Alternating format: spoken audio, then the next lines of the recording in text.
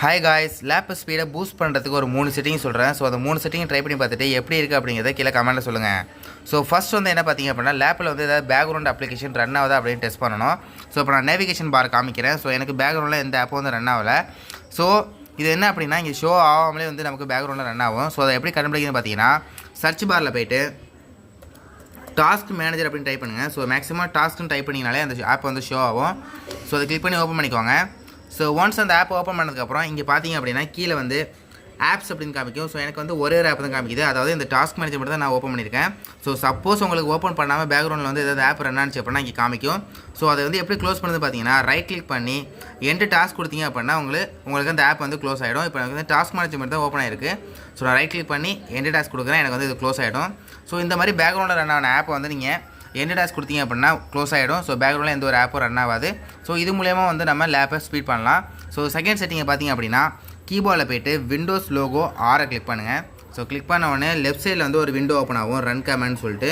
So இதில் என்ன பண்ணணும் அப்படின்னா, ஷிஃப்ட் அழுத்தி பர்சன்டேஜ் சிம்பிள் அழுத்தினீங்கன்னா ஒரு சிம்பிள் வந்து ஓப்பன் ஆகும். ஸோ நெக்ஸ்ட் வந்து TEMP அப்படின்னு டைப் பண்ணிவிட்டு திரும்பி வந்து ஷிஃப்ட்டை கிளிக் பண்ணி பர்சன்டேஜ் சிம்பிளை கிளிக் பண்ணுங்கள். ஸோ பர்சன்டேஜ் சிம்பிள் வந்துடும். ஸோ ஒன்ஸ் இது டைப் பண்ணதுக்கப்புறம் என்டர் கிளிக் பண்ணுங்கள். ஸோ என்டர் கிளிக் பண்ண உடனே உங்களுக்கு இந்த மாதிரி ஃபைல் டேரக்டர் வந்து ஓப்பன் ஆகும். ஸோ நான் ஆல்ரெடி டெலிட் பண்ணிட்டேன்.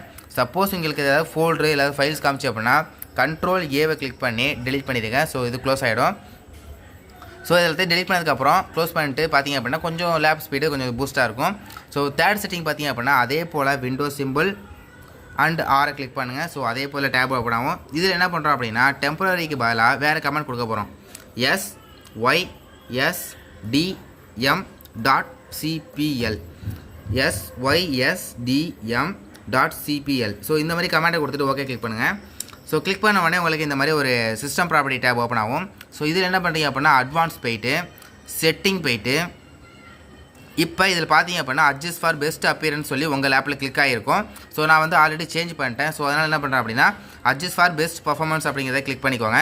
கிளிக் பண்ணிட்டு அப்ளை கொடுத்து ஒன்ஸ் ஓகே கொடுத்துட்டீங்க அப்படின்னா லேப் ஸ்பீடு வந்து ஓகேவாகிடும். ஸோ என் லேப் வந்து ஸ்லோவாக இருந்துச்சு. ஸோ இந்த செட்டிங் பண்ணதுக்கப்புறம் தான் என் லேப்பும் ஸ்பீடாக இருந்துச்சு. ஸோ அதை ட்ரை பண்ணி பார்த்துட்டு எப்படி இருக்குது அப்படிங்கிறத கீழே கமெண்ட்டில் சொல்லுங்கள்.